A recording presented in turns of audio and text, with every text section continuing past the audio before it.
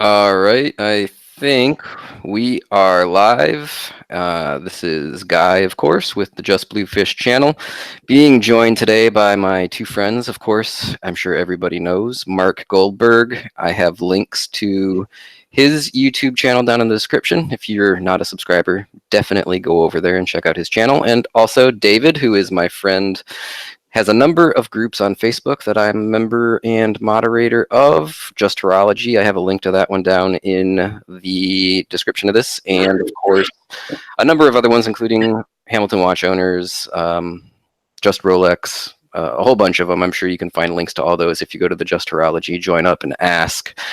So thanks a lot for joining me, Marc and David, and thanks for everybody that is already in the comments saying hello. Take a quick look at those. Blue Shirt Buddha, evening all, how you doing? Gene, how you doing? Neo, nice to see you guys here. Yeah, so I guess I don't know. Do Marc, you and or David have anything you want to start off with? If you'd like to say a few words about your personal channels or groups or anything you want to promote before we get rolling. Oh, well, let's do promotion later. Today, let's do the quick fistwatch checks. What do you say, guys? I never do wristwatch checks, but okay, I'll start. I can't say I do either. I am wearing my Omega Speedmaster. I don't know if that's coming through on the camera at all. But it's not Tuesday. I know. Well, as you might be aware, my Submariner is having a little bit of an issue, so the watch I normally wear is not on my wrist today. I'm sure we'll talk about that more. What about you guys? What are you wearing? Well, David, I think you should go next because I'm afraid you won't go at all. Oh, I definitely will go. That's fine. I'm with the Submariner today. Sorry, Guy. Brilliant. As in most days, I was wearing the Datejust 41 earlier, but switched over late mid-afternoon. So you've worn two watches today. Yeah, basically. Yeah. Yeah. Well, I think I've beaten you. I think I'm on watch number 3 for the day, and I'm wearing a Breitling Avenger 2 GMT. That's what's today. Oh, well, very nice. Now I don't know where it'll end up. 4 or 5, 6 changes a day is not unusual for me. 4 or 5 or 6 a day. That's outrageous. I have a problem. I admit I have a problem. You know what? Speaking of problems, I think that maybe is where we can kick this off, because I think, Marc, you and I are birds of a feather in terms of being a little bit obsessive about our watches. Now, David, I don't know if you're so much obsessive as Marc and I, but... In which respect? It depends, right? So yeah, I don't know if you guys saw my recent video, but I did a video about my Submariner and a little tiny problem that it is having. There is a little sliver of metal trapped underneath the crystal inside the watch. Did you guys happen to catch that video? I saw it, and I think it's not a little problem. That's like an enormous, huge issue. Like, what if that is a chunk of gear shearing off? Because you didn't buy that used. Correct me if I'm wrong. Is that a new? Like, what's its history, first of all? Brand new. Purchased it from the AD. Sticker still on it in about October 2017, so about 18 months ago, thereabouts. And so we know that it came from, that's really a critical point, because we know it came from the Rolex factory in Switzerland like that, because it hasn't been opened. It hasn't been serviced. You haven't had it to a third-party servicing agent. Nobody replaced a crystal on that watch. So it's never been open. It has been in there since the beginning. And that means one of two things, right? Either Rolex just accidentally left a shaving loose in there, or more likely something has been sliced out of the movement. And that, I think, is highly problematic. I think they're going to discover a bad gear inside that movement. When I took it over to the AD, the watchmaker looked at it, put it under his microscope, and got a really good high-res picture of it. And he said he thought perhaps it was a little burr that was on the date disc. Now, I didn't know that there was any metallic component to the date disc, but he said that it probably was a burr that was on the date disc and just flaked loose and came through. I considered, like, hey, maybe it's just debris from manufacturing that's been in there bouncing around all this time and finally found a place to come to rest. But we don't really know. Yeah, it's metal. Like it shouldn't be in there. It could How do fall we back know? through. How do we know there's not more in there? And there's all these moving parts. How do we know that there's not more loose stuff in there grinding away at itself, Correct, correct. creating more flakes? Like I would not be able to sleep at night. That thing had to go away. And I would want to know. I mean, thank God for the 5-year warranty now. Just like thank God for that, because you have plenty of time. But in my head, that entire movement is like grinding and flaking away. You know, like those movie characters that turn into ash. I mean, you sold the watch because you accidentally dropped it once, didn't you? It was just dead to you. It was, yeah. After that, it was. I could hear everything rattling around inside. I mean, it was perfect, but it was dead to me after that. Yeah, yeah. Now, in my video, I laid out what are my options, right? I said we could ignore it, hope that it falls off and just disappears into oblivion wherever it came from. That's option number 1. Number 2, have somebody local, maybe the authorized dealer, maybe an independent, service it, clean it out. Number 3, send it into Rolex Service Center. And then I discussed the inherent risks which with each of those potential options, right? Now here's where I want to talk about the obsessive bit, because I don't think I was being unreasonable. I don't think I was being hysterical. I was just contemplating all of my possible choices, decisions, and the potential risks associated with each one.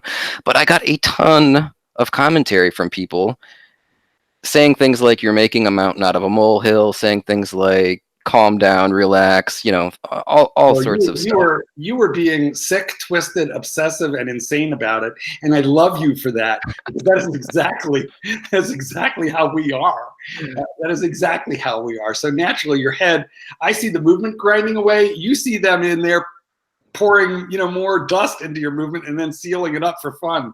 I mean, like all the terrible possibilities go through your head as they should, because things can happen when you open the case of a watch. I mean, I've had so many people send me messages since I made that video telling me about the horrible, awful things that have happened to their watches. One guy tells me he sent it in, it came back with a problem, he sent it back, it came back with a problem, it sent it back a third time, it came back with a problem, and he finally said, screw it, I'm going to sell this watch, I can't deal with this anymore. Like, It was haunted. It needed to go. It's a reality. And like, is it stressful? Am I losing sleep over a night? No, I don't think I'm that wound up or high strung. But it's expensive. Like, I care about it. It's something that I really enjoy. I want to make sure it's taken care of. I'm not making a mountain out of a molehill. I'm making a molehill out of a molehill, and a molehill is still a pain in the ass, right? Yeah, I think the RSC is going to figure it out. They're going to resolve the problem. You're still going to have years and years and years worth of warranty on that watch. I don't think you're going to have a problem, but to me, it's incredible that you should find a sliver of brass stuck inside the watch on a new watch, direct from Rolex, hermetically sealed. I think Dave is still in a state of shock. I know, he's looking at us like you guys are crazy. David, what is your thoughts on this situation? I don't know. I'm putting myself in this scenario, and I don't think you made a mountain out of a molehill at all. I think if that was me, I think I'd be more hysterical than you could have been, considering the amount of money that we buy these brand new from the AD, and we expect perfection for the price that we pay, and that's the reason we go with the brand. And to have something like that happen out of the blue, just appearing out of the movement, is I've not heard of that before. I was shocked when you told me. Well, I'm happy. Sorry, go ahead, Mark. Well, I was going to say, what if let me give you a possible pathway forward. This is a Submariner date purchased fairly recently. I want to just let's make a scenario here. Scenario 1: it comes home. As far as you can see, everything is fine. So you never think about it again. Scenario B: it comes home, everything looks fine. You can't stop thinking about it. Now, that's where you would be, right? It'd come back fine, and you're still going to be obsessing about, is there something wrong? I would sell it. No, I would sell it, and you can sell it for more than you paid, and then just go right back to the authorized dealer and tell them, I sold that one because of what happened. I'd like you to get me to the top of your list for a new one. It's a keeper. I'm not a flipper, but I want to watch, please. Yeah, I mean, it's an option. I'll see how I feel about it when it gets back. I think as long as it's visually squared away. As long as I put it on my time grapher and it's running well. I mean, I still have 3.5 years on my warranty, so I'd probably stick with it. But I know where you're coming from. I mean, those thoughts would probably cross my mind. I've had other much more affordable watches that have acted up, and I'm like, I just can't. There's something wrong with this. It's not my baby anymore. But I mean, you have so many options because, frankly, you more than likely you could sell the watch for more than you paid and just start all over again. But I gotta say that to me is like it takes Rolex out of the realm of industrial perfection and it pushes them back a couple of notches in my mind. It's so interesting to me that that watch was never opened. Like, how does that happen? Well, there is a very I guess we'll say well-known fact.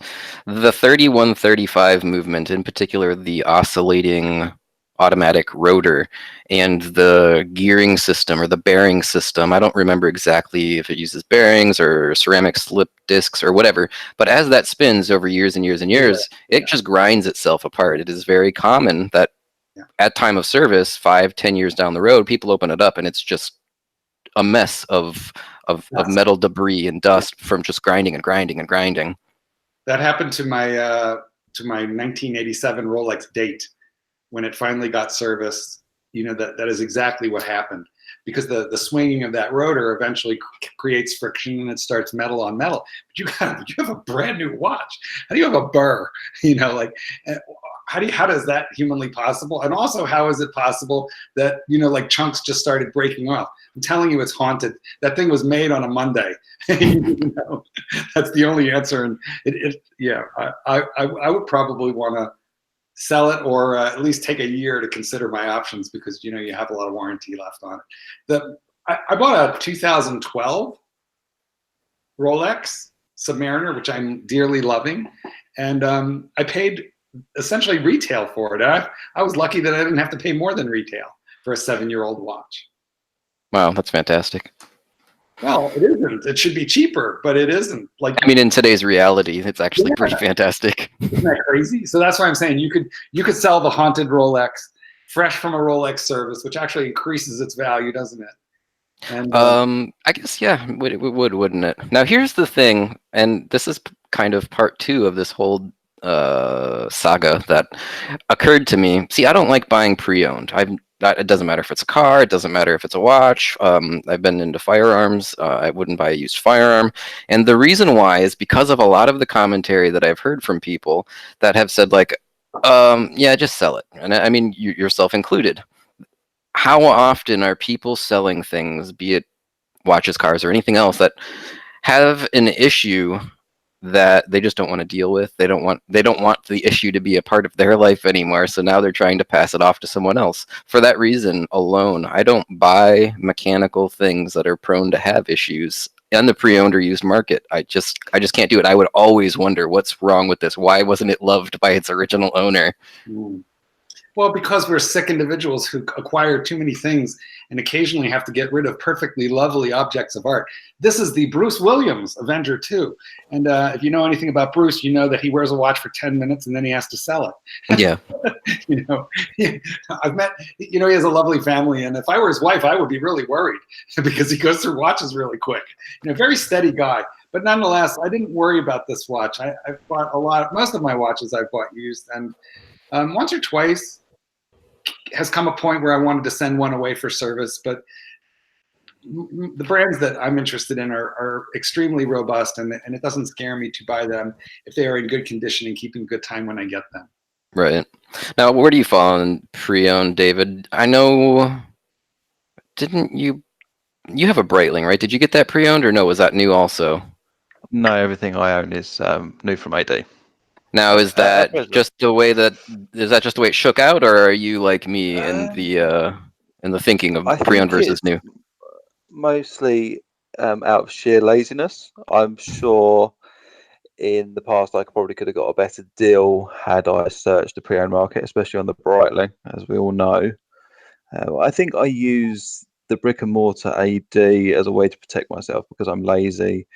And I can't be bothered to figure out whether something's genuine or if there's any issues with it. If I go to an AD, it's genuine, and there's no issues, maybe.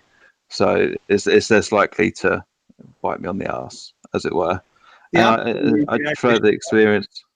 I'm sorry, I'm too lazy to actually show up at the AD. You can buy used right on your own iPhone. I know, but I don't think I'm enough of an expert to be able to do that online. I feel like I'll get burned pretty easily. Well, I mean, there's a real concern, especially with a brand like Rolex. I mean, I've reviewed now 2 replica watches, not reviewed per se, but compared to authentic Rolexes, both a Submariner and a Sea Dweller. And I would guess that both of you guys would probably be able to tell the difference if you had the watch for 10 or 15 minutes and started futzing with it. But for sure, the average person would never, ever know the difference if they just held them and wore them and tried them.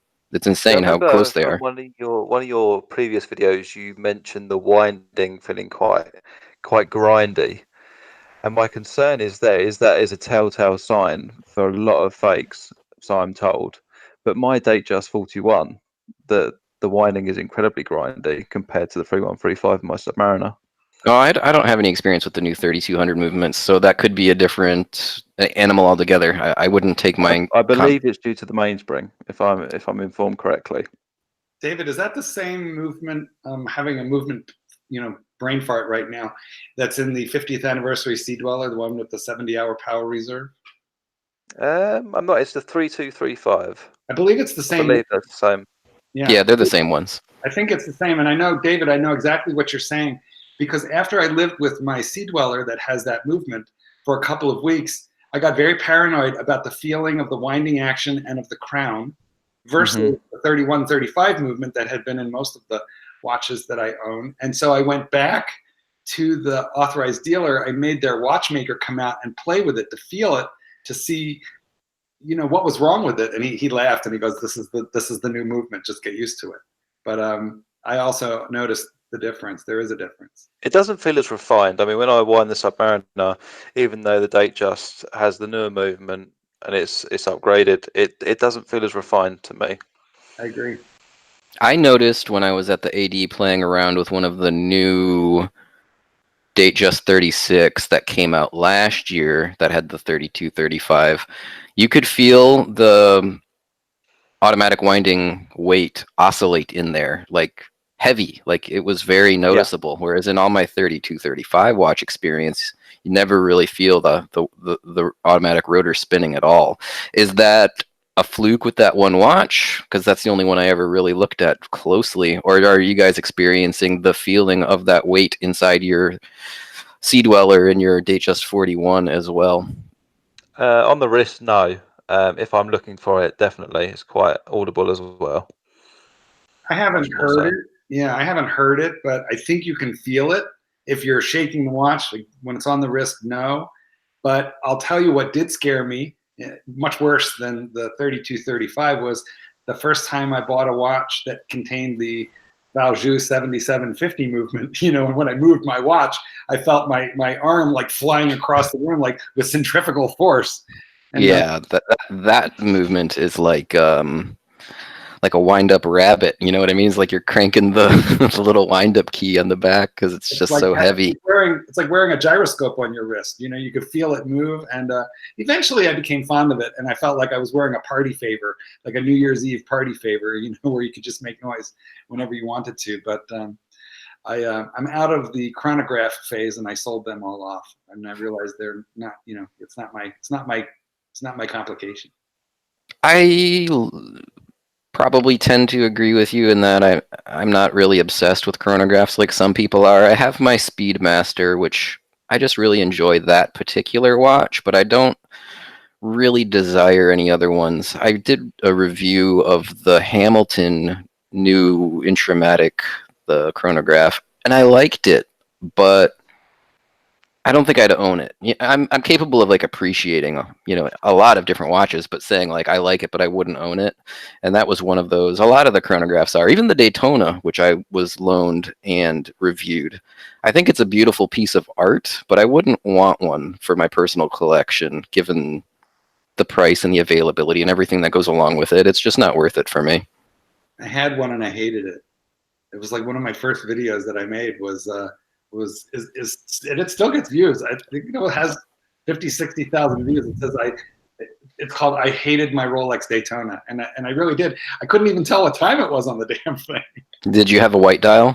Yeah, Yeah, I couldn't hardly read the thing either, the one that was loaned to me. I'm too old. I think these eyes are not good, and I could not read the time on it. And that was a big frustration for me. After 4 p.m. in the winter, I would have to take it off and change it to something else. I don't know. I think I see the attraction to the Daytona. I'm not sure. For me, there's no attraction at all. It doesn't interest me whatsoever, which is lucky because I'm after quite a few hard to get models, so I've probably saved myself some money there. That's a good segue to another topic I wanted to talk about. What are you guys chasing? First, let me jump on Mark. I know you just got that Omega Seamaster Professional, the new version, from my good friends over at Exquisite Timepieces. I love those guys, and I will always promote them as much as I can. So anyone listening, if you're not familiar with them, exquisitetimepieces.com. They're absolutely fantastic, authorized dealers of over 50 different brands, including Omega and Grand Seiko, just to name a few. So that was your new acquisition. A, how are you liking that watch? And then B, what else are you chasing after next? Because there's always the next watch for people like us, isn't there? First I dealt with Nick over at Exquisite Timepieces, and now I understand why you mentioned them, because they were just lovely to deal with. So I can add my 2 cents. Guys over at Exquisite Timepieces were terrific. I think maybe, well, first, I love dive watches, and dual time zone watches. Those are my 2 things. That's why I'm wearing a GMT now. I think it comes down to I need my fidget spinner, so I prefer something with a turnable bezel. And I'm really liking that Omega SMP. I got the one with the silver or chrome dial. It's a classic look. It's not a very busy dial in the sense that the design elements are kind of classically arrayed, but those laser etched waves combined with that ceramic dial and the color of it make for an incredible amount of light play. And so the dial actually is very flashy. It's very busy. When you move it around in the light, it's constantly shifting and changing. And so I find it very fascinating. And then, of course, there's the display back. So I'm really enjoying it. Now, it's rated for -0 +5. And I think -0 is great, because if you're going to have a watch that's a little off, isn't it better if it's a little fast? It's much easier to correct. I think most people that I've talked to feel that way. It's like, oh, if my watch is going to be fast or slow, I'll take fast every time. Yeah. I don't really care about that either way, but I understand why they do it. It makes sense that people do prefer that. Well, I tend to check my watches daily against, as Tim Masso says, a known reference time. And so I get a little weird, it's got to be accurate. So I'm enjoying the fact that it's a little fast. It came in at +3. Now it's settling down. It's +2. And a friend of mine, his is only like +0.5 or plus like less than 0.5. So it's a supremely accurate movement for what it is. I think right now I'm in remission, because within a couple of months, within maybe a span of 3 months, I bought the Submariner as well as that Omega SMP. So I'm in the phase right now. There's the acquire phase. There's the being happy with what you have, playing with your Barbies and your G.I. Joes, changing straps, just playing with your toys like we do. And then there's the phase of trying to thin the herd.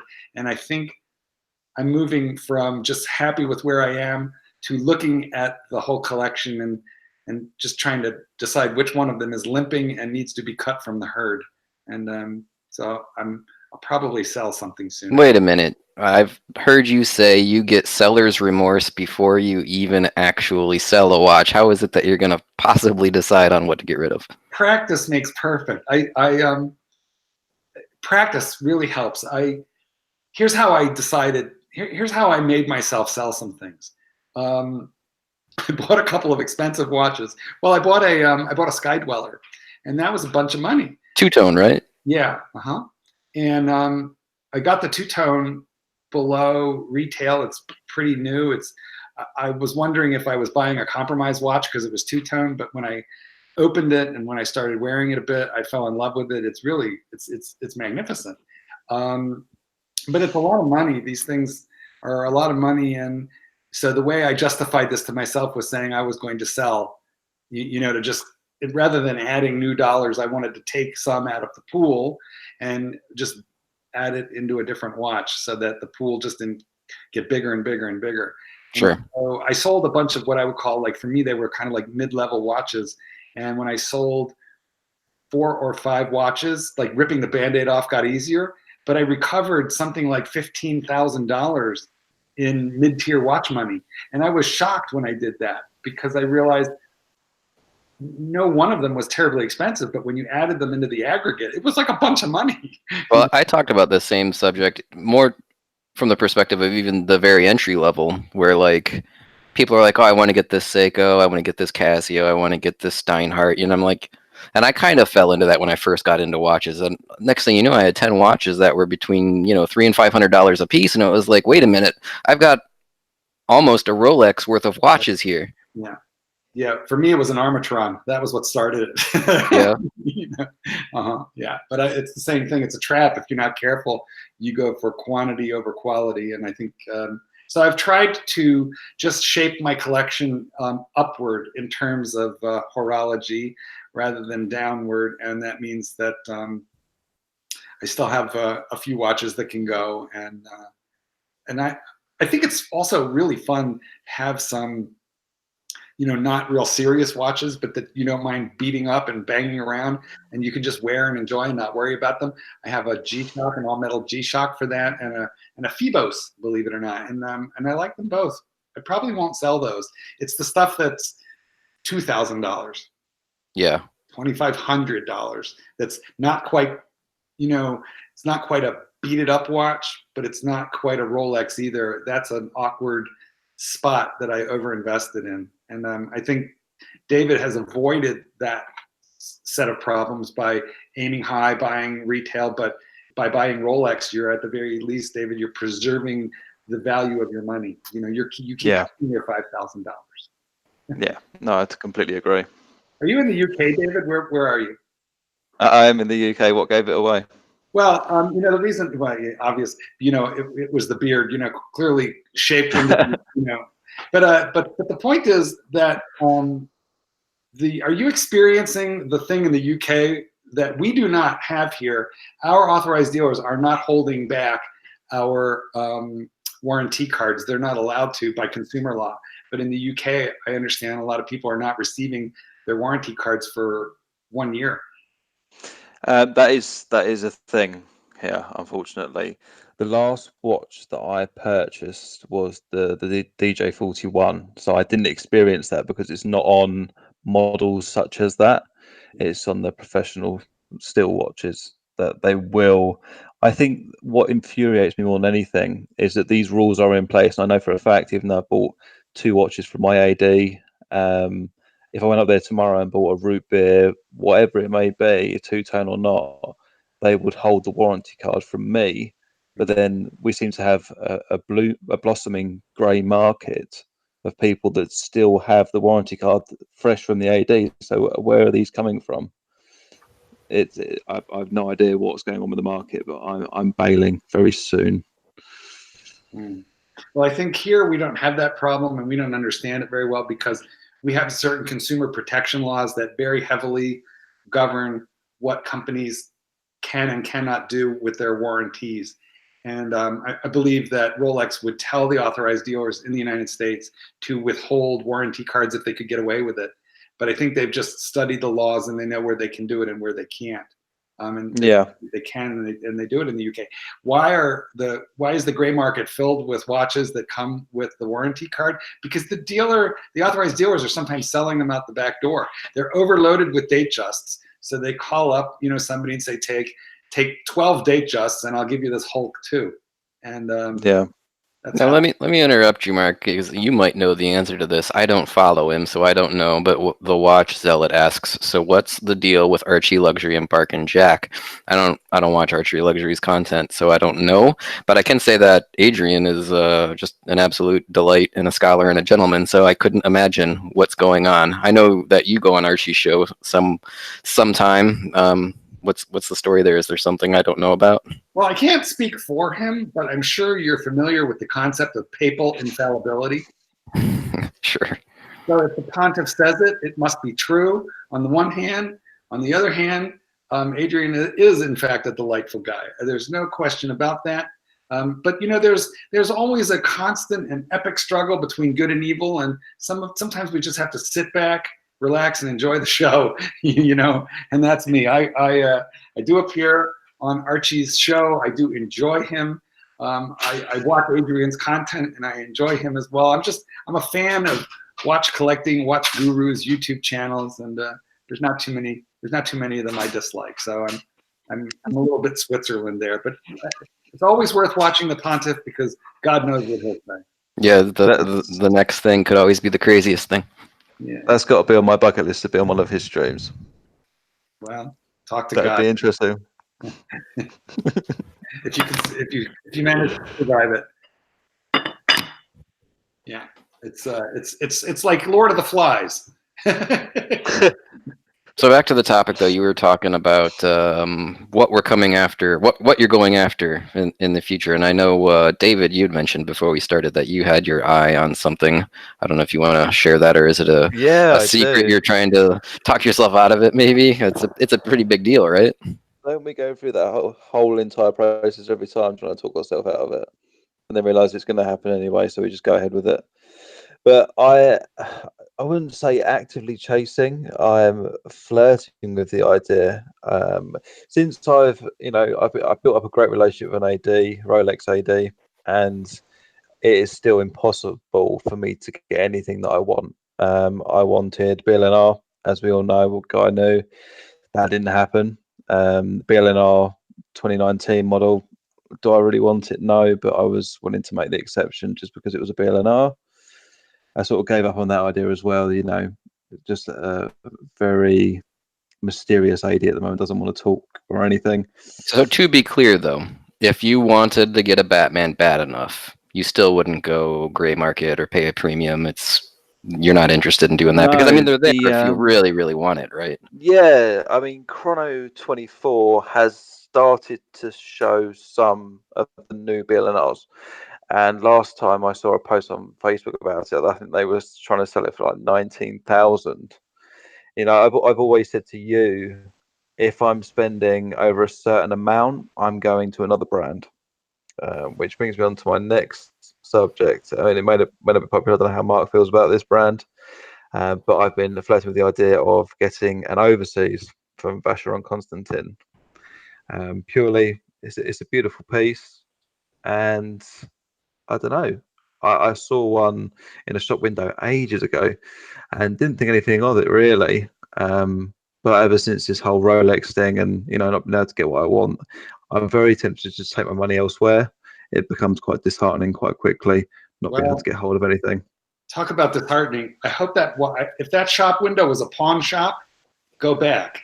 If it was an authorized dealer, and you enter and you pay anything like MSRP, RRP as you call it there, for the Vacheron, you're going to find out about a proper rogering. You're going to find out. Yeah. So I have done my research on this. They retail at 17.5 for the simple date model. I can get it for around 12. Yeah, that's a pretty heavy discount. That's not awful. What you have to look at is what you could resell it for, and I don't. The problem is that everything here is cheaper. You guys get fisted on pricing in the UK. The watch market here is very competitive. There's a larger population. We get better prices on everything. So when you say 12K, doesn't sound bad to me until I remember that's pounds sterling. And we actually. What does that convert to USD? Is that like 15 or something? I don't know. Something like that. it's hey Alexa. Oh wait, I don't have an Alexa. Anyway, it's too much money, that's for sure. But, Yeah, I see that was my concern. You know, with the Rolex, quiet it's you, hard to get hold, but quiet you're you. safe. Yeah, You're not you're safe there. safe. You know what? Why wouldn't you buy a well, you Now can. here's my piece on the Vacheron. I think it's a good watch. Don't get me wrong. It's just something about it. I think maybe it's that weird kind of shaped bezel, which sort of reminds me of the Star Wars Empire logo or something. Uh, I just something about it doesn't totally jive with me. I would never call someone like a fool if they bought one, as long as they spent their money wisely on it. But if I was gonna not get say a BLNR because it was too expensive, as in your case, I would really consider a Royal Oak. And I don't know if maybe that's even more expensive. And I have considered it. The Royal Oak is not available at a discount, as you probably know. Well, probably is in the US, not in the UK.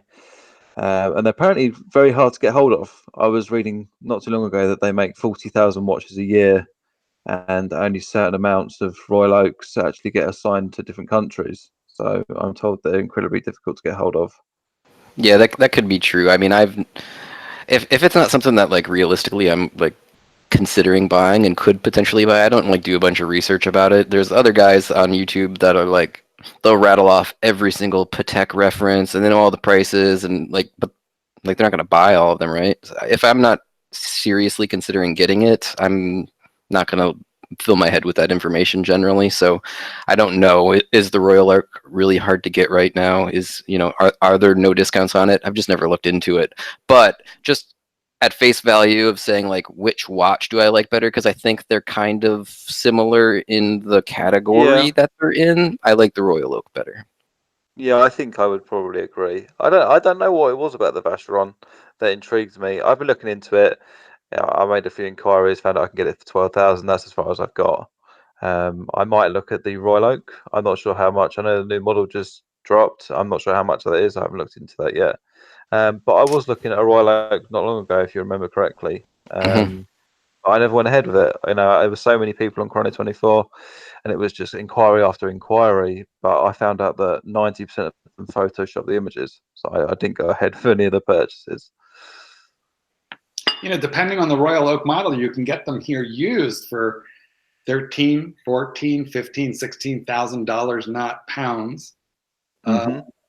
I think the market here, if you were to buy a Vacheron at retail and then need to recuperate your money out of it, you would see a substantial loss. That's a little Yeah. true on AP, but both of those watches are available here at enormous discount on the used market. You just have to be like a spider sitting in your web, watching eBay, watching for recently deceased people who are being buried in really nice watches. You have to be like the rancher and get to the funeral parlor right in time. I mean, there's a lot of tactics, but generally speaking, used is a really good way to go. And you have some very well-known used watch dealers in the UK who I think acquire and sell these things also. So I would at least be looking not just at gray market, but also at used watch dealers. Yeah, don't you guys have what is it, watch finders or something? Is that like a legit outfit or? Yeah, I think my experiences with Watchfinder as of now have been purely for Rolex. And yeah, they have a huge markup. If you want to buy used Rolex, they're the most expensive in the UK. Oh, really? Look up Paul. Yeah. Paul Thorpe is a guy who made a ton of videos and pulled his channel, but he's in England, and but there are several of these guys that my friend James Kibble, who is getting into the used watch market, also in England.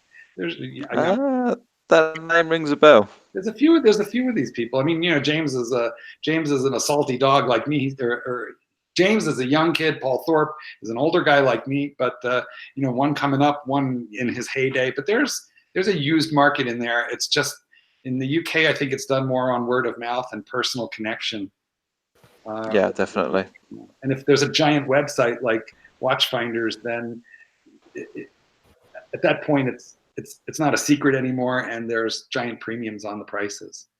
So I think maybe you should travel here and just wear a watch home.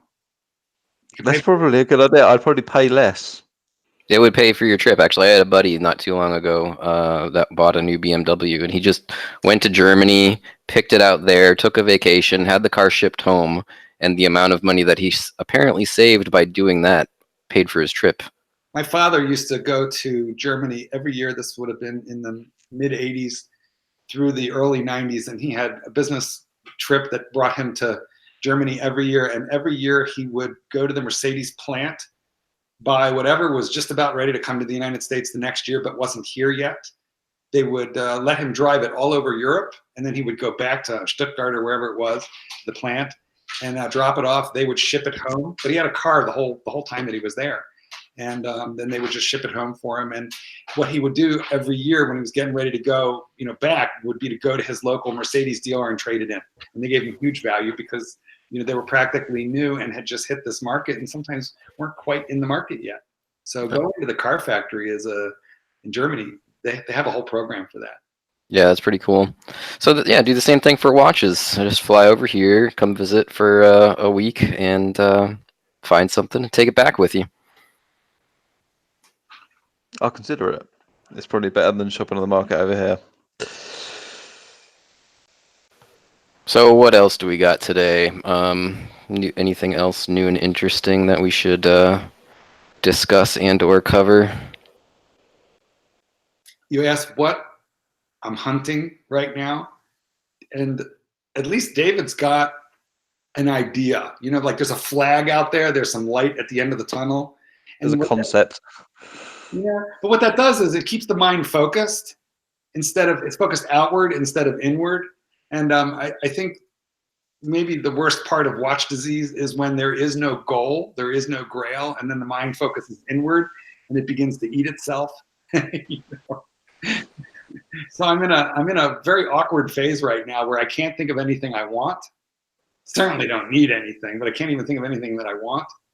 And I think I was happier when I was waiting for exquisite timepieces to get, the S&P is getting, I think it's getting in slightly short supply. The price just got raised on it recently. So the bracelet version that I got just, popped upward by $350. The dial bracelet combination that I got is apparently not the easiest one to find. So in the couple months, that I had to wait for that watch, I think I was happier than when I got it, and I realized I don't know what else I want. I don't want. Yeah, well, probably not just a big part of the fun is the hunt, right? I mean, that's always been the case for me with whatever I've collected, so I totally relate to that. I wonder if women are like this about shoes, or is this just like a male, is this a male hunter-gatherer gene gone like loose, rattling around in our brain the way that, brass shaving was rattling around inside your 3135 Rolex movement? Is that is my brain turning into like brass dust because there's this hunter-gatherer gene that's like, I've got nothing to kill, so I got to focus on other forms of hunting. Is that what? Yeah. Was there a letdown? Was there a letdown when man killed his first mammoth? There may very well have been. I think he rolled over and went to sleep. I think it's, there's always that little letdown. I'm kind of in the same boat. There's nothing I really want. I mean, I've got a couple of, little affordable watches, Hamiltons and whatnot that I enjoy. I've got my Submariner, sort of. I've got my Speedmaster. And there's nothing else I'm really going after that I'm super interested in. It's kind of strange. I've almost redirected my attention lately back into guitars, and I've been playing guitar a lot, and I've been going through guitar hell to try to find a good guitar, but that's a different story for a different channel. No, it's like, listen, that is taking the place of the watch obsession. Now there is a guitar, at least you can shift it back and forth. That's like not a bad, that's not a bad thing. Guitar hell is merely distracting you currently from watch hell. So it's like a fresh portion of the brain that's getting overheated, and that preserves the whole brain. I mean, I think that's a good thing. There's a spot right here. What if all the problems are always here? You at least can bounce back and, oh wait, I'm doing the AC3 Archie thing right now, aren't I? Yeah. Oh god. The problem is when they overlap, though, and now you're just like concerning yourself with too many things all at once. It's let me just tell you what we make a lot of we make a lot of jokes about obsessive compulsive disorder. Most people do have some form of it. The question is, does it negatively affect your life? Is it debilitating?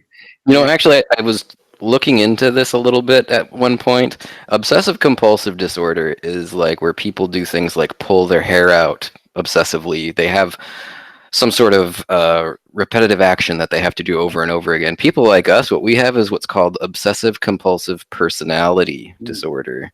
And it's different. It's not the like you need to be on medication OCD that people jokingly say I'm OCD, but it is a real thing. It's called OCPD. And if you've never heard of it, you should look it up. I'll bet you go, yep, that's me. Yep, that's me. Yep, that's me. I'm the exception to this rule here. I am actually OCD. How are you? I have to do things in numbers and in particular orders.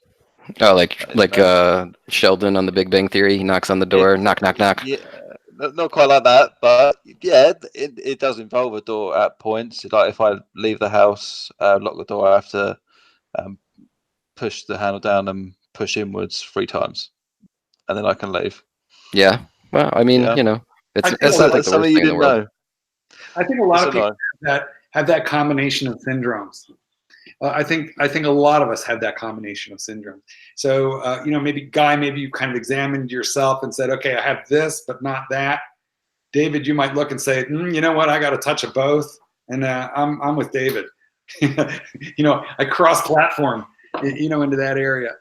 And I think that watches bring so many of us with similar psychological makeup together because they are such minutely differentiated and detailed things. To the average person, a watch is a watch, but to the person who has some kind of compulsive element to their personality or to their behavior, we can begin to parse and pick apart the differences and argue over things like blued screws that are infinitesimal. You need a microscope to see, is one better than the other. The first time that when I started to get into watches, and I went into a YouTube, a Facebook watch group.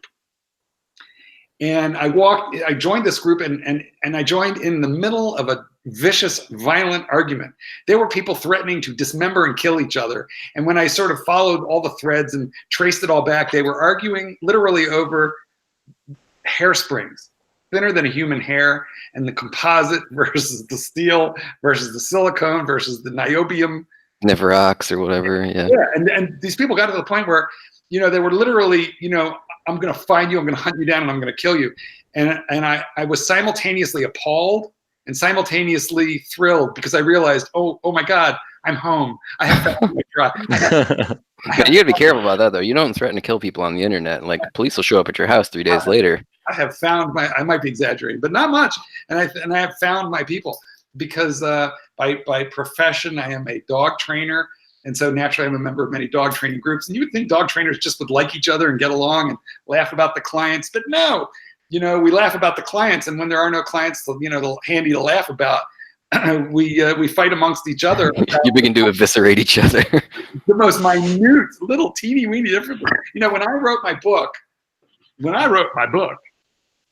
yes, plug the book. Absolutely plug the book. I wrote my book, Let Dogs Be Dogs, available in bookstores and on Amazon, all in the English-speaking world. When I wrote that, a blogger who doesn't like me but has 100,000 people on her blog wrote a scathing condemnation of the book, which she had not read. You could tell. I knew she hadn't read it, and she encouraged people to go give it like bad reviews. Wow. You know what? That week it sold more copies than any other single week. So yeah, it was probably the best press you ever got, right? Indeed, it was. Clivey. We got a fourth member here. What's going on, Clive? I had a nice little tucked up dinner with my daughter. So, muy auténtico. You look skinny, Clivey. You're skinny. Still at 22 or 23 down or something like that. But yeah. He jumped on. I sent him the link before I started up. He jumps on. He's tooling around in his convertible, and he's like, "Oh, I'm just going out to dinner. I'm having a good time." I'm like, "Yeah, I bet." Showing off in the convertible. He was driving around in Vintinier. We call that Vintinier or the Gin Tingler. That's its nickname. By the way, Clive, this is my friend David. I don't know if you've ever met him. He runs a couple of Facebook groups that I'm a member of. So he joined us today as well. Hey, David, you're always welcome Hey. You're always welcome Hey, on Fist. I am. I think I am in there. I'm pretty Okay. sure I am. Good. Yeah. No, I'm certain I am. Yeah, I am in there. I enjoy the camaraderie, as it were. What Facebook groups do you do, David? You're in one, Mark. Just Rolex is one of them. Okay, yeah, I am in that. Just Horology, Hamilton Watch Owners. They're the main ones. I've got a few others like Just Seiko, stuff like that. I'm trying to create a brand, if you can tell. But Just Rolex, Just Omega, Just Horology, and Hamilton Watch Owners are the big ones. Very nice. I'm an admin on Modern Day Watch Enthusiasts, but I don't promote. But I don't promote that group very much because we are wild, woolly, we are difficult, and we are the crotchetiest bastards on Facebook. You know. I am banned from that group. Yes, I probably didn't do it myself, but I don't know why, but I tried to get on there one day and I was just booted out. So that's our motto is, you know, is boot them out. That's literally our motto. As administrators, we actually get, you know, carve notches in our belt. So I don't promote the group. If anybody's listening and you haven't been booted out yet, respectos. I've got you beat there, David. I am banned from the Rolex Forums website. Huh. What'd you do? There is a moderator on the Rolex Forum website that I think he straight up has a notepad on his computer desktop and he just copies and pastes the same thing every freaking time anyone makes a post with any sort of complaint about the timekeeping of their Rolex watch. And his little copy and paste nonsense is something along the lines of, it's a modern miracle that these mechanical devices are accurate within 0.00357% of a blah blah blah blah. And I'm like, I just lost it on him one day. I'm like, Jesus effing Christ, why do you keep posting this? Like, these people are paying a ton of money for watches, and like, Rolex is advertising plus or minus 2 seconds per day. If it's +3 or +4 or +6 or +10, that's not what they're advertising. And I was being relatively reasonable. I wasn't being super aggressive. I wasn't being profane or anything like that. Next day, I come on and poof, I'm banned. I can't I can't log on anymore. Jesus effing Christ! I wasn't being profane. Yes, well, the internet does make for some. You know, things can just get under your skin, and I think it makes it all part of the fun. All good fun. I've got to take my leave for one quick second and find the cord to plug this thing in. I'll be back. Sure. I don't know if this is of any interest to you guys, but Cowboy Swami said Oris versus Rolex build quality comparison. It's an interesting question. I've reviewed 2 Oris watches, the Oris 65 on a cloth strap and the older Oris Aquis, not the most recently updated one. In both cases, I was impressed. I thought that they were pretty nice watches. A lot of people would complain that they're not in-house movements and they use Solita movements. That's really not a factor for me. I think a Solita or an ETA movement is just fine, especially at that price point. Yeah. I don't think, in terms of the finer details, that the Oris is really on the Rolex level, at least when we're talking about their divers. And obviously we're talking about Submariner, we're talking about Sea Dweller versus the Aquis or the 65. All of the little extras that you get with the Rolex in terms of the glide lock and the refinement of all of the moving parts, it's not quite there. And it shouldn't be, because it's not an $8,000 watch, it's a $2,000 watch. Yeah, I think it's a very difficult comparison because they were never meant to compete in a way. They're leagues apart, I guess. I'm not even aware of an AD that sells Oris here in my little corner of the flyover states. Nobody over in Oklahoma? No, Where are you? Tulsa? Tulsa, right? Oklahoma City. Oklahoma City, okay. But we don't even have an Omega AD over here, believe it or not. Exquisite Timepieces down the road here from me. They are an Oris dealer, so I've borrowed a few from them to bring on the channel, and I've checked them out a lot. I think they're nice watches. I think at the price, hard to beat, honestly. Just no, it's not Rolex quality, and you shouldn't expect it to be. No. Chi-Town, California asked me if I'm still looking at an Oyster Perpetual 36. Not super hard, but yeah, I mean, I like it. It's a watch that I could see myself owning at some point. The new 36 millimeter Datejust with the new black dial kind of has my interest piqued a little bit. I'm waiting to see one of those in person too. But I'm not dying to get anything new right now, really. That was something we were talking about earlier before you got on, Clyde. Is there anything in your sights, anything new and exciting you're chasing? Pretty much, me and Mark are both like on the sideline. We're tapped out. Well, a little bit. I want one of those Breitling 806 reeditions bad. I want one really bad. The 806 1959. Yeah, are they released yet, or are they still coming? Well, it's rather a personal question. No, actually, I think I heard they're about to be released. I was originally told end of April, beginning of May. You got on the hold me one list at your local AD, didn't you? Yeah, same place where I got the Sea Dweller. Right. So I got a little credit. I got a little clout with them. But and to be honest, it's a freaking Breitling. I think they're probably delighted that anyone wants to come in and tell them in advance that they want to buy a Breitling. Yeah, they probably have bets like, let's see if someone's going to come in today. Yeah, I think the gal manning the Breitling counter probably does not talk with a lot of people. Now, actually, Bear Clooney's on the list for one. He's really looking forward to it. I like it. I didn't realize it was coming out until you sent me a message about it. I think it's cool. I mean, I wouldn't own one. We were talking about that earlier. Like, there's a lot of watches that I think are cool that I wouldn't own, but I like it. I think it's nice looking. See, I actually had the original of the same. I had a 1960 circa one, and my God, I love the dial, but it was actually a Frankenwatch. It was pieced together from at least a couple of different ones. Hey, do me a favor. I don't know if you can control this software. I don't know how it works. Can you bring up a picture so we can see the watch you're talking about? Is that possible? Yeah, sure. Because there's probably a lot of people that don't know the watch that we're talking about, and it's really sharp looking. While that's happening, just going back to the AD thing, I've noticed our local shopping centre, the Breitling AD, whenever I walk past, it's completely empty. There's never anyone in there.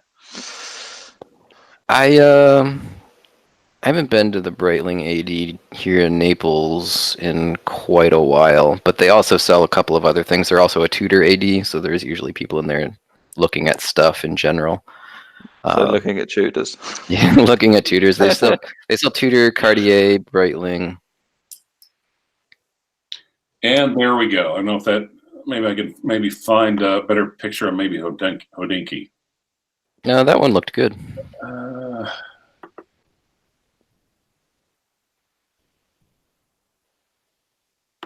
Nice. Oh yeah. And that's actually Bear Clooney's on the list for one as well. Retail, Izzy. Retail. Yeah, I know. I mean, actually, it used to be one of my in-house rules. I mean, one of my rules for watches is you never buy underwear used or a Breitling new. My problem with that watch, although it's very beautiful, is especially when I'm seeing it blown up like that, is I wouldn't be able to see all those little tiny numbers, so it would just be a sort of like a little fuzzy mess to me. I have I'm old enough to remember slide rules from school, and I have PTSD from that.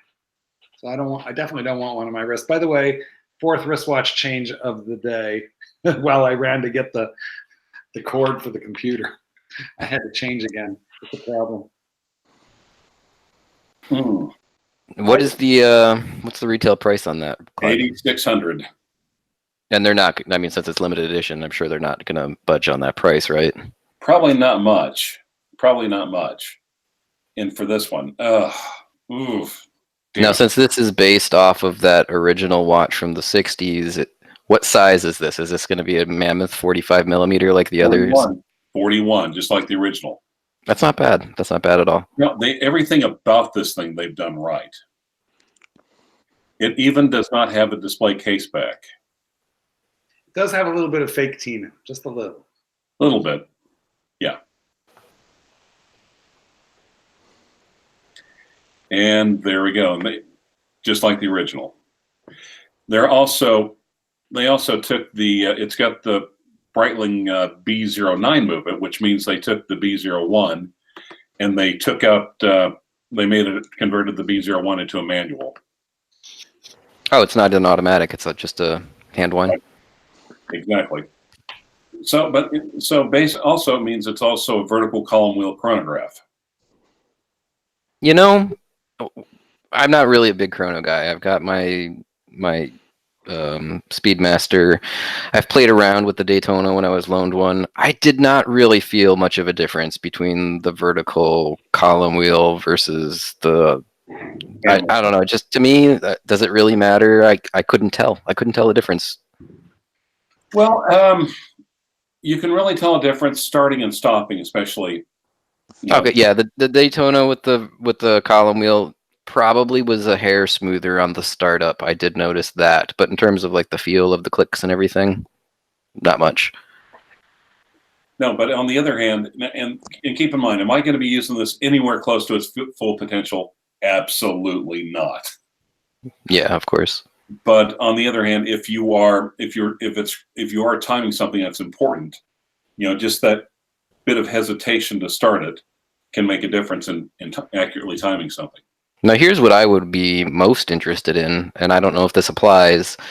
Is that column wheel system more reliable? Will it run longer without a need for additional servicing or attention, or do both types kind of play out the same in terms of that? No, actually, I think the cam is simpler. It's not as smooth, but I think it is a little bit more durable and a little bit easier to maintain. That's why Omega, certainly cheaper. Yeah, and that's one of the reasons. Cheaper to make and cheaper to maintain. That's why they went in the Moonwatch or the Speedmaster Professional from the 321 to the 861 to the 1861. But for me, it's just basically just love the looks of the dial, love the looks of the watch. Well, yeah, I mean, ultimately, that's the most important thing. I mean, you have to like looking down at your wrist and just being happy to see it there, right? Right. But on the other hand, it's not like they stuck in a Salida movement or a chronograph module on top of something else and charged in-house prices for it. A Valjoux or something, yeah. I mean, I don't know. That wouldn't bother me if it was priced appropriately for that. I mean, since it's something that you're saying like, well, I just really like the way it looks. I like the style. I like the aesthetic. Would you like to save $2,000 on the watch and just have a Valjoux or some other chronograph movement? Yeah, I would. Well, personally, I would, but they're not going to do that. They discount it $500 and put in the Valjoux movement. No, well, that's probably true. Exactly. So, yeah. Otherwise, I don't really have any hard and fast plans. Good luck getting a Rolex. Yeah, I mean, David was talking about that. David's in England there, and he's having problems where his authorized dealer is like just kind of blowing him off even. And you bought, what, 2 watches from them already, or was it 3? Yeah. Regardless. No, the Submariner and Datejust 41, yeah. And you're in England? Do you know Adrian? Who? Adrian? Because all English people know each other, right, Clive? Yeah, obviously, yeah. I mean, shit, you could drive across the country in a day. How hard is it? How hard is it for somebody? I don't know, no, unfortunately not. you must have watched Bark and Jack's channel, right? Oh yeah, most definitely. I've watched all of your guys' channel. I know everyone here. Do you know William? You live in England. Do you know William? William. The Prince? Prince William, future heir. Oh yeah. I know him. Yeah. He wears an Omega. Yes, He wears a quartz shitter. Somebody posted about that on my watch group. I'm gonna get the Roomba real quick. Sorry, give me a second. No problem. Yeah, somebody posted about his watch, the Omega Quartz mid-size Seamaster. His mother gave it to him when he was a youngster. I think it's a cool watch. I have no problem with quartz. I don't know why some people get so bent out of shape about the thought of a quartz watch. If I was gonna buy a watch that I like a lot, the Cartier Tank, I just don't have a use for a dress watch, but I really do like it. And if I was ever going to buy one, I would definitely get the quartz version. I would not buy the automatic version of that watch. I have to continually stop myself from buying the Cartier Calib de Diver. Don't stop yourself, just do it. You know, somebody has to stop me, Guy. If I, I used to depend on my mother to stop me, but then I hit the age of majority, and I had to start learning to do it for myself a little bit. And if I'm not careful, I'll wind up with like 17 dogs, and way too many watches. And I've just learned how difficult life can be if you indulge yourself in every whim. So I hate adulting. It is very hard. I want to sell a bunch of things. Then maybe I'll start thinking about that Cartier again. But the new Cartier Santos actually also really appeals to me. I don't know if you've seen it, but the way you can adjust the bracelet, it's all just little like click push button, like no tools necessary kind of stuff. Doesn't something happen in your mind where you can envision this weird, impossible set of circumstances where it just clicks all on its own and falls right off of your wrist? Yeah, I'm sure it's crossed my mind once or twice. That's the first thing I thought when I saw that. Yeah, me too. Welcome to our troubled world. If something can go wrong, we imagine how it might. We really should be in charge of the nuclear arsenal. Spring bars break like crazy, though. My dad actually, I gave him a watch for Father's Day a couple of years ago, and I think he's broken the spring bars on that watch like 3 or 4 times already. So they make Gorilla spring bars that are stronger and thicker than a lot of them come out of China and they're little and skinny, but there are some very hefty ones, and you should maybe source those. Yeah, like the ones that are on the Seiko SKX or all the Seiko divers. They use those big, thick bull bar kind of spring bars, 2 millimeters or something. They are to spring bars what Clyde is to Oklahoma law. I don't know if I get that reference. It's like thick and tough. So, no, what? So, okay. So, Guy, you have no watch plans on the horizon, right?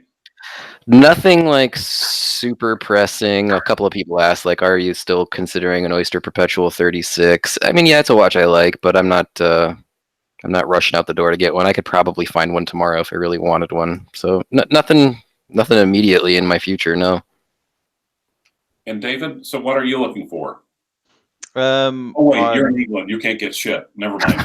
Yeah, I can't. When it comes to Rolex, no, you're correct. I was after a B&R and then a root beer, and then found that was an impossibility also.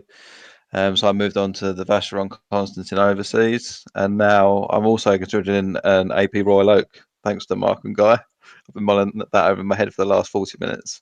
We planted that seed before you got on. It grew really quickly. It's already a shrub. Yeah. Bring me a shrubbery. Well, apparently you're open to suggestions. So now, should I? Of course, I've got the overseas Navy theme. Now, I could probably get an authentic bracelet for like an additional $1,500. It's on, it's on the leather strap. You think it'd be worth popping an additional $1,500 for the bracelet? No. You get no credit for an original bracelet, or you certainly don't get $1,500 worth of credit. Well, okay, Guy, what do you think? In terms of like wearability, I almost always prefer a bracelet. So despite the fact that I would feel like I'm probably overpaying and not getting any retained value equal to what I'm putting into it, I probably would, just because I think I would like wearing it on that better. If it's a watch that you're going to wear a lot, then I would probably do it. Now, Clyde changes watches as often as he changes his underwear.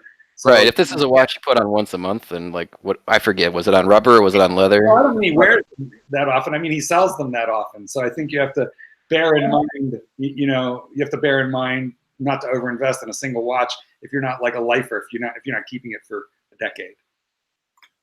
I really, really like the dial on the overseas. I mean, on the offshore. It's a beautiful watch. Don't get me wrong. But you know what? Sometimes you can love a thing, and then a couple of years later you wake up and you think to yourself, should I sell the James Cameron? I'm like never going to wear that. I'm never wearing that James. Should I sell that James Cameron, Clydesy? I think I should. I don't know why, but I'm just never going to wear it. You're going to look someday, 10 years from now, you're going to look at that overseas and say, God, right, hold on. Sorry, I had to pull up the window so I could watch the live stream comments. Are you still enjoying it, or Yeah, I am. How long do you keep a watch that you don't love anymore? Well, actually, okay. Number one, that is so the pot calling the kettle black. No, I'm asking about me. Really, you're right. I don't mean to say that I'm better than you in this way.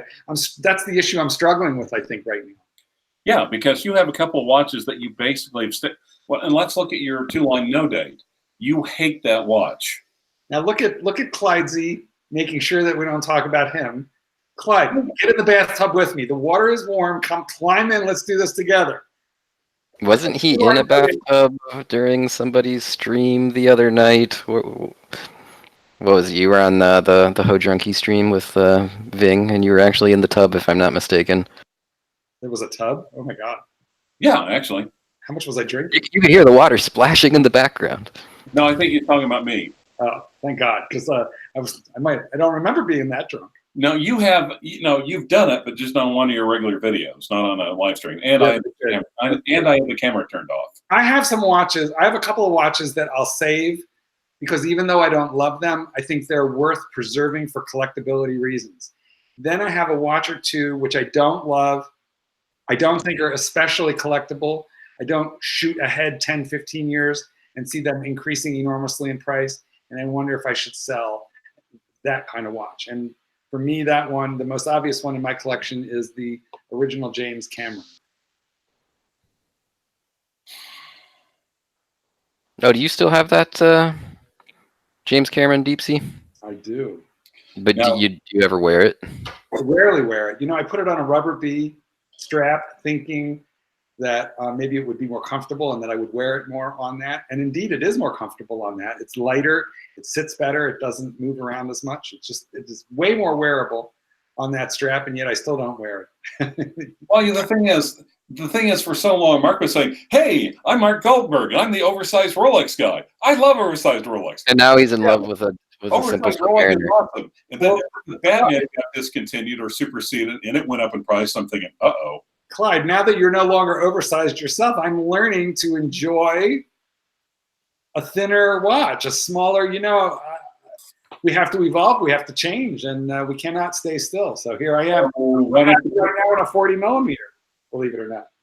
Well, shouldn't you progress even further and start wearing your 2-line no date, which is even thinner? You just want to buy it. You're just bitter because I won't sell it to you, even though you had one and you sold it. No, actually, the thing is, no. What would I? No, actually, no. No, I don't think I would. I don't think I'd like to buy it, frankly. No, I know that. That's true. You want to steal it. You didn't really want to. Hell yes, I want it. But yeah, we all came from Archie Electric too. I mean, I haven't forgotten everything since being on the. Guy, you just walked into the middle of a mother-daughter fight that's been going on for like 2 years. Yeah, I know. This feels like it's a family feud. Now, what does this do to the? Do you find yourself wearing the Red Sea Dweller less? Yes, I find myself wearing the Red Sea Dweller less. The Submariner you're wearing right now, that's a ceramic modern sub, right? Yeah. And you have the pre-ceramic 2-line, right? And yes, and I also have a 2-tone pre-ceramic bluesy. Okay, well, I mean, that's fine. So you have both, though, pre-ceramic and ceramic. Let's get your opinion. Fuck that. Who cares about the 2-line? Who cares about the 2-tone? Where do you fall on the Maxi Super Case lugs of doom? Are you pro super lugs, or are you anti super lugs? I love it. It has wrist presence. It doesn't fade. It doesn't scratch. I love this watch in a way that flimsy, crappy pre-ceramic. Rolex should have been ashamed of themselves with those crappy stamped out metal clasps. Like, how could they sell that? This thing has a glide lock clasp. It's milled out. Don't even get me started. This is a watch. This is a thing of beauty. There's some actual engineering and manufacturing craftsmanship in this one. Fortunately, it doesn't have a big chunk of brass, like floating around in it. But the pre-ceramic one, I can't bear to wear it. It's light, it's tinny, it's flimsy, has hollow center links, stamped clasp. I recognize its historical value but it feels like a museum piece to me. But just in terms of proportions and the style of the case, because I think it was Clive said, I can't remember the way you phrased it a while back. Something, the magical something of something. Oh, the golden ratio. Yeah, the magical golden ratio of showering or something. Oh no, that, no, that's not golden. No, no, no, no, no, no, no, no, no, no, no, no, no, no, no. We're not going to the golden showers with Mark here. No, no. Okay. But you prefer the pre-ceramic normal case. Call it the normal case, I guess, right?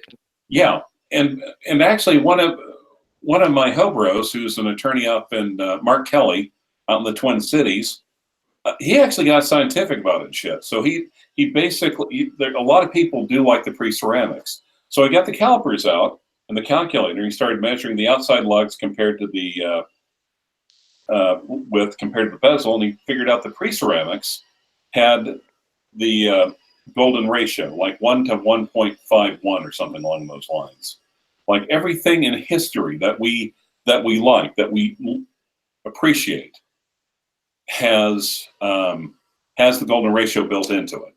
Whether it's the Eiffel Tower, the Taj Mahal, or the original Starship Enterprise from the original series.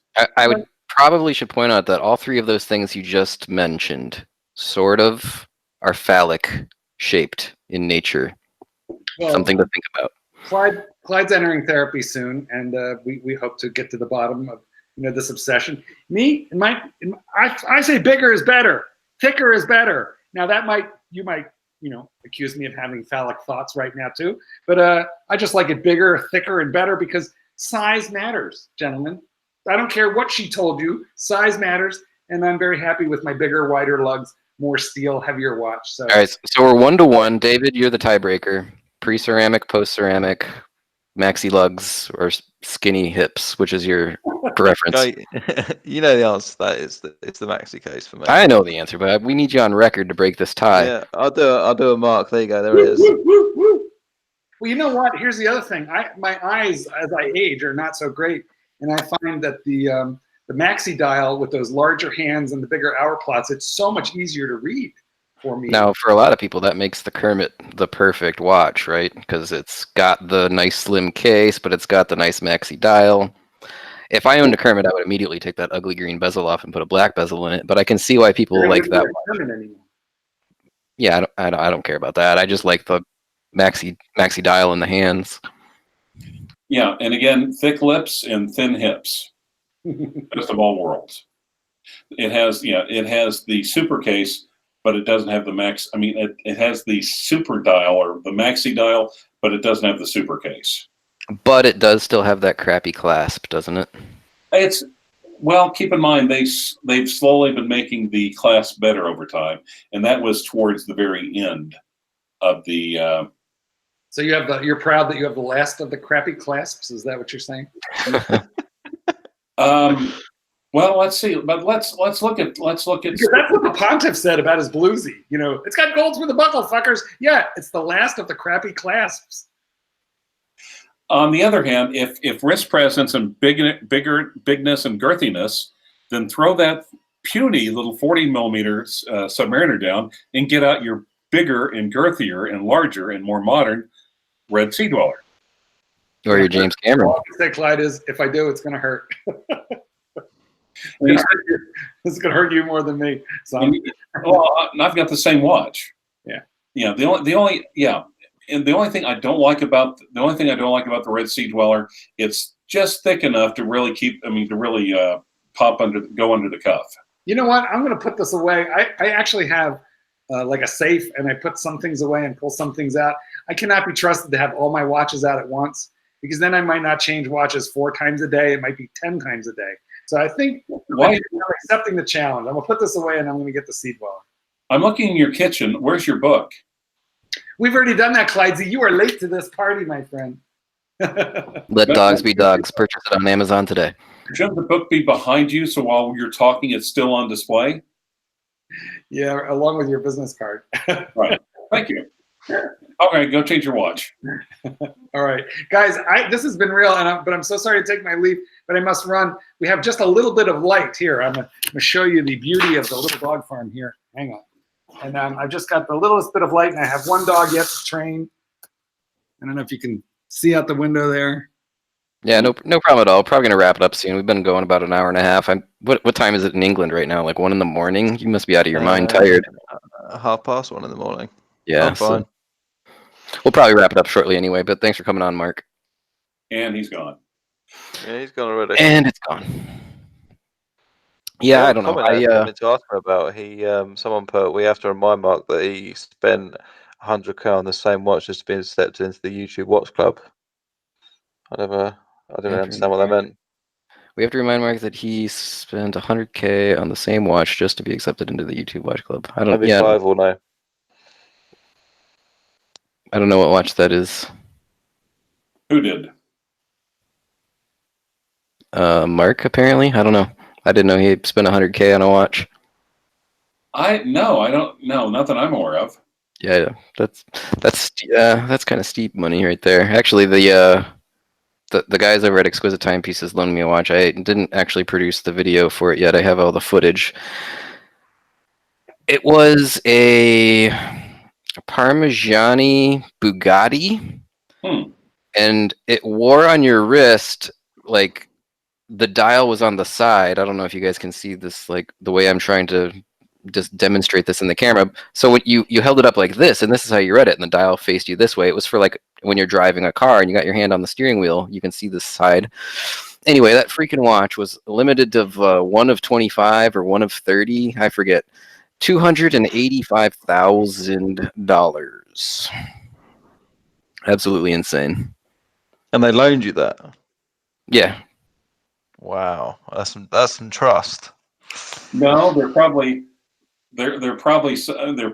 It's heavily insured, and they're probably praying that it gets lost in transit. Yeah, there was a better chance of insurance paying off than actually selling that thing, probably. Yeah. Well, I mean, and like I said, I've got a Kalpa Hebdomadaire, and I love the watch. But would I spend $18,000 on it? Fuck no. Are you kidding? Yeah, you bought it pre-owned. What did, I mean, if you don't mind me asking, what did you get it for? A little bit under 5. Wow, less than a third? Yep. That's amazing. Yeah, and at that price, I think it's unbeatable. And I think there is, then watch art Psy. I think, actually, everyone wants a Rolex. No one can get a Rolex, but that's why I kind of think where Bill Sanders is doing the Lord's work and showing us where the good value is, that everyone's not telling themselves to go after. I haven't. I've seen his channel a couple of times in the past, but I haven't seen it recently. Where's he? What's his most recent? I don't know, projection or suggestion, if you will. Well, he's always been a fan of Parmigiani secondhand. Big fan of H. Mosier. He also is really big into looking at what the awards are, what pieces and what brands received the awards from the Swiss watch industry, and looking for those. I mean, I like all of the Parmigiani and the Mosier. They loaned me a couple of Mosiers as well. They're just really like super formal, dressy kind of almost watches. Like, it's not something I could really wear casually, because I'm not like you. I'm not a lawyer. I'm not going into like important business meetings or anything. Like, it's too much for me. I feel like I would be out of place with a watch like a Mosier on my wrist. But they are amazing. Don't get me wrong. Yeah, and he also talks about talking about the Tissot Heritage Petite Seconds. I haven't seen that one at all. Is it? Well, it uses a 6498 movement, so that's why the Petite Seconds is the little small second hand at the 6 o'clock position. But he was actually going through and saying it's a great movement. They do a good job regulating it. They do a case that is made for it, and they said it beats at like 2.2 hertz or 2.5 hertz. So like a weird like 19.5 or something. Yeah. and basically, in spite of that, it still has really great accuracy. And he said, "This is one hell," and it's like retails for $9.95. And he's like, "This is one hell of a nice watch for the money." Yeah, I actually have here right now a Longines Heritage. It sounds similar. It's got the sub-second style, really itty-bitty little sub-seconds. And I think the price on that's a little bit higher. I think it's around $19.99. But I actually like it a lot. I think it's a cool watch. Now, is that when the one they have the indices, but they have 10 instead of 3 and 6, they have 10 and 2 and 4 and 8, I think. No, this one all just has applied markers. I don't think there's any numerals on it. It's in the other room, or I'd grab it and show it to you.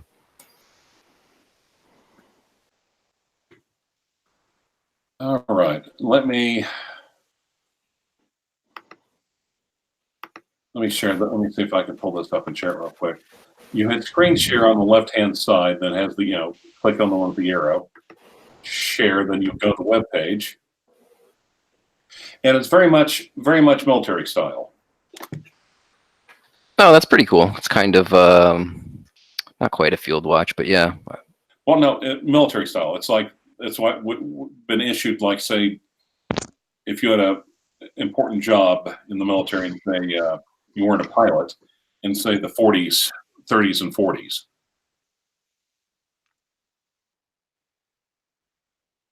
And actually for the price, 42 length, but it's not like they're using a big spacer in it or something. And crappy watches and cheap cores got, he didn't get the Heritage, he got the Petite Seconds, the same thing, but it's modernized and it's silver. I like this style, so, of the Heritage, and for under $1,000, yes, please. I think now take a look at and bring up the picture. Look up the Longines Flagship Heritage. That's the one I currently have here for review. And it's actually a totally different style, but I really like this watch. Again, it's a little dressy. It's not something that I would probably ever pull off on a regular basis, but I think it's pretty cool. Still dressier. What's the movement? Off the top of my head, I don't remember if it's just an ETA or if it's some sort of modified, because Swatch Group does that, like, modify ETA. Well, it is. They call it the Caliber L615, but it's a 28,008 vibrations per hour, 42-hour power reserve movement. So I'm sure it's just whatever the ETA movement is that has a sub-seconds, probably not the 2824. Well, what I like about the Tissot in this, I'm actually a fan of the 6498. It was originally a pocket watch movement that they started pitting into larger sized watches, like, say, the 1930s, starting in the 1930s. So the design has been around for well over a century. But it's one of those things, it's not the newest kid on the block, but they've long got all the bugs worked out. Yeah. And I've had ones just with those, because of the size, their ETA, it's incredibly easy to work on, incredibly easy to get parts on. As a matter of fact, if you take a couple of watchsmithing courses, you'd be able to work on the thing and service it yourself. But the funny part is I've had a couple of ones, not even named brand ones, where they just simply, the Marriage Watch and the phony Flieger, where they just put a little bit of work into that 6498, and that thing was going within plus or minus superlative chronometer status. Oh, that's nice. Yeah. And now, hang on. I got a question here from Sergey Zirkin. Can you discuss Datejust 41 versus 36, Jubilee versus Oyster, fluted versus smooth? Wow, that's a lot of comparisons. That is a lot of comparisons. But okay, let me start. The 41 is bigger. Yeah, that's number one. The Cool. 41 is bigger, but the 41 is not actually 41 millimeters in diameter. If I'm not mistaken, It's actually 39 millimeters in diameter, correct? I thought it was 40 point something. You have the 41 right now at your house there, David, right? Do you happen to own a caliper? I would be interested to know what it measures in at. I do. Where the caliper is, I'm not sure. I will let Oh, you you just know. moved, right? It's probably all Oh, God. packaged. You just moved too? Jesus Christ. Yeah. Yeah, I just moved, so I don't know where all that stuff is. I mean, I'm pretty sure it's 41. It's got to be 40 point something. It doesn't wear any smaller. It wears a little bit larger than the Submariner, actually, apart from the profile of the case. Oh, really? I could have swore I read someone. Maybe it was the older one, the Datejust 2. Maybe is what I'm thinking of, but regardless. Yeah, but the size comparison part of that is completely down to opinion. Wrist size, etc. Yeah, for me, the 36 is the way to go. I mean, I know you have the 41, so obviously that's where you fall. What about you, Clyde? Are you a 41 or a 36? 41. I do have a couple of vintage Datejust in 36, but that's about as small as I can go because my eyes are going to shit. Yeah, legibility. That's actually a good point. Now, Oyster versus Jubilee. For me, for a Datejust, it's Jubilee. Agreed. Especially for a modern one, there's a little bit of a sniping going on the modern Jubilee on our WhatsApp group, but the vintage Jubilees were stretch kings. Want to make sure Mark's gone before I say that. Good, because they oval, they were hollow, everything else. The modern ones, the Jubilee is more associated with the Datejust. We're completely solid now, and I think they're a hell of a lot more comfortable. Your Datejust 41 is on Oyster, if I'm not mistaken, right, David?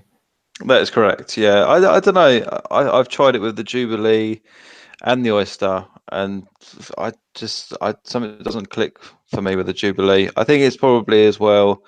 The thought process in my head is that's probably as dressy of a watch as I'm ever going to own.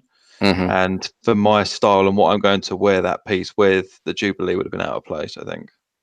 Now, oddly enough, though, the Datejusts with the stainless steel, with the Oyster bracelet, and the smooth bezel are the ones. They're the lowest priced ones, but they're the hardest ones to get your hands on them. At least in my part, yeah. I've noticed. They just make less of them, you think, that configuration? No, because they're sportier. Oh, so people are buying them up. Yeah. Gotcha. And again, right now the craze is still sports watches, and also with the Oyster Perpetuals as well. I mean the OP39s. Good luck finding those. And then the last bit of his question was fluted bezel versus smooth bezel. I think I like fluted. I don't like that it's an extra grand or however much because it's gold, right? If I remember correctly, the smooth bezel was $59.50, that's British pounds, and the fluted is $72.50. So it's at least a grand and a half there. Well, unless it's a two-tone, the smooth bezel, that's a steel bezel. But even if it's steel watch, a fluted bezel is going to be white gold or precious metal. Yeah, the fluted bezel is always made out of gold, even if the watch is steel. Yeah, I've got the fluted bezel on mine. Mm-hmm. I like fluted. I think I like a Datejust with a fluted bezel and a Jubilee. That's just me. You see, if it has a fluted bezel, it should have a Jubilee, and if it has a smooth bezel, it should have an Oyster. Instead of half in, half out, it's you either get Datejust and you make it dressier, or you make it sportier. Oh, what do you there's a super chat here from Sean Richards. This is my very first super chat ever. Maybe I got one a couple shows ago. Regardless, thanks very much, Sean. Ordered the Bulova Computron today. Waste of what is that little emoji? Is that dollars? Is that money? Waste of money? Question mark. Is that the one that is like a digital watch with like the LED screen kind of looks almost like an alarm clock LED screen. Am I thinking of the right one? I'm gonna have to look it up real quick just to make sure I am on the right page. All right, Bull of a Computron. All right, yeah, here's a warning wound. You say Computron or Accutron? You said a Computron. Yeah. Oh, okay. LED driving watch. Yeah, okay, I found it. Yeah, that's the one I thought it was. I mean, I don't know what waste of money, but I don't know what you paid for it. I think MSRP on them is what, around $300 or something. I probably wouldn't own one myself, but no, it's not a waste of money. I think it's kind of cool looking. It's definitely retro.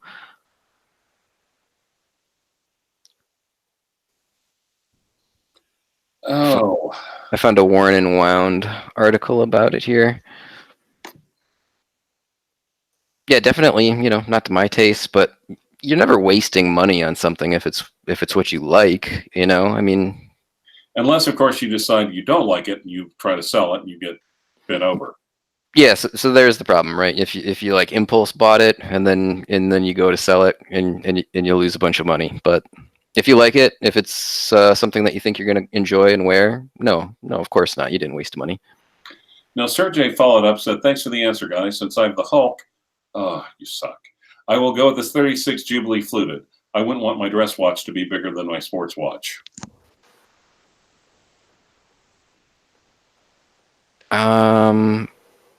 Or you could send the Hulk to Clyde, and you won't have to worry about that problem.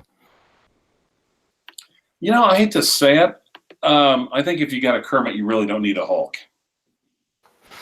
No, yeah, you're right. I guess you're just gonna have to stick with it and keep the Hulk then. So yeah, go with the 36 Jubilee fluted.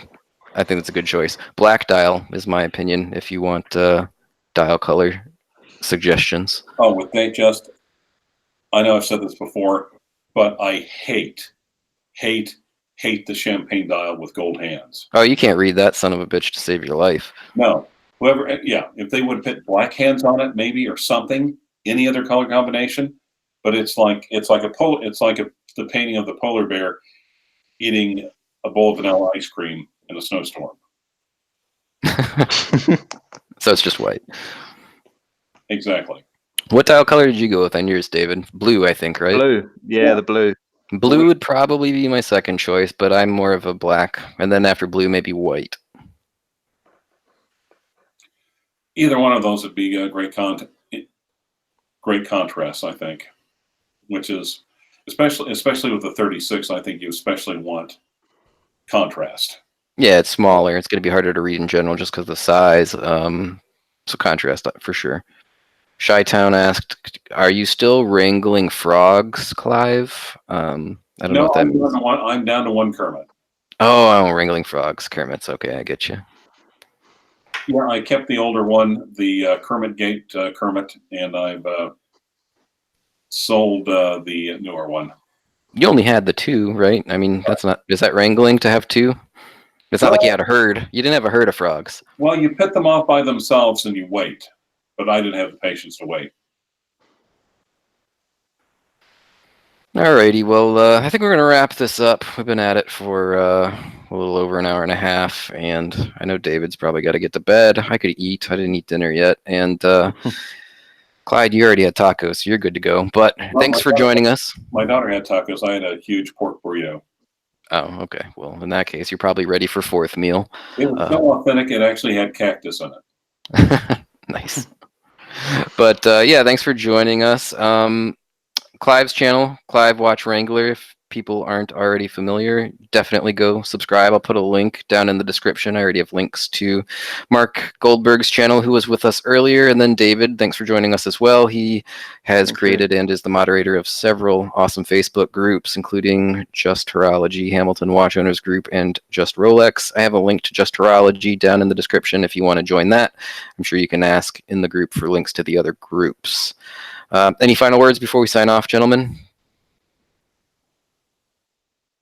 David, after you. I don't have anything, but yeah, if some of you guys wanted to visit the groups, more than welcome to do that.